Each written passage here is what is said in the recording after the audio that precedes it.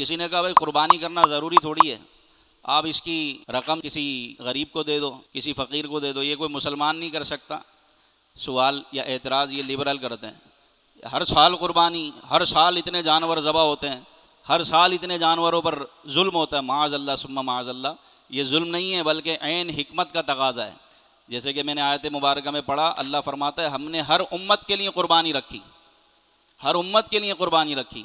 اچھا یہ جانوروں پر جو کھانے والے جانور حلال جانور ہیں یہ ذبح کیے جاتے ہیں، ان پر لبرل اعتراض کرتے ہیں، اور وہ جو انگریز خنزیر کھاتے ہیں ذبح کر کے، سور کا گوشت کھا رہے ہوتے ہیں، اس پہ کبھی کسی لبرل سے سنا ہے آپ نے کہ کبھی کسی نے بولا ہو کہ خنزیر حرام کھا رہے ہیں اور ان کو کیا کچا کھایا جاتا ہے، ان کو بھی ذبح کیا جاتا ہے، ان کو بھی کاٹا جاتا ہے، اور وہ انگریز کھا رہے ہوتے ہیں؟ تو اعتراض ہے صرف اسلام پر۔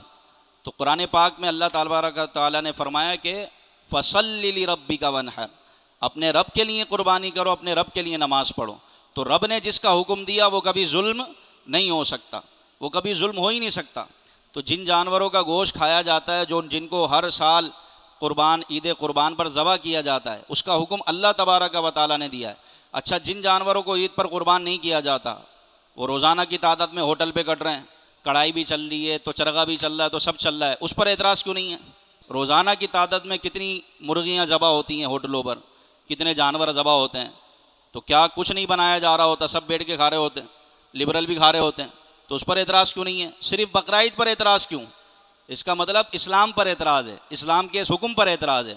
تو آپ اعتراض کرتے رہیں، مسلمان وہ ہے جو اللہ اور اس کے رسول کے حکم کو دل و جان سے تسلیم کریں۔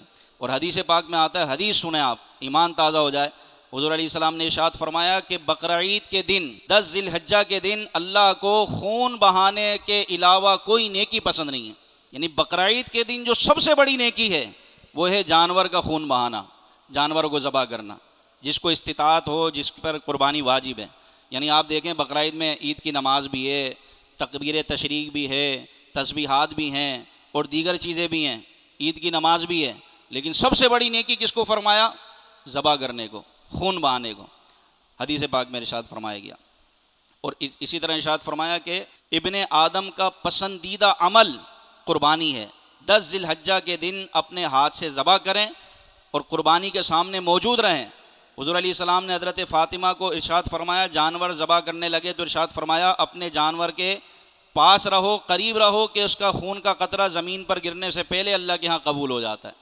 ارشاد فرمایا کہ یہ قربانی قیامت کے دن اپنے سینگوں اور کھروں کے ساتھ آئے گی اور اپنے قربانی کرنے والے کو پل صراط پار کروا دے گی۔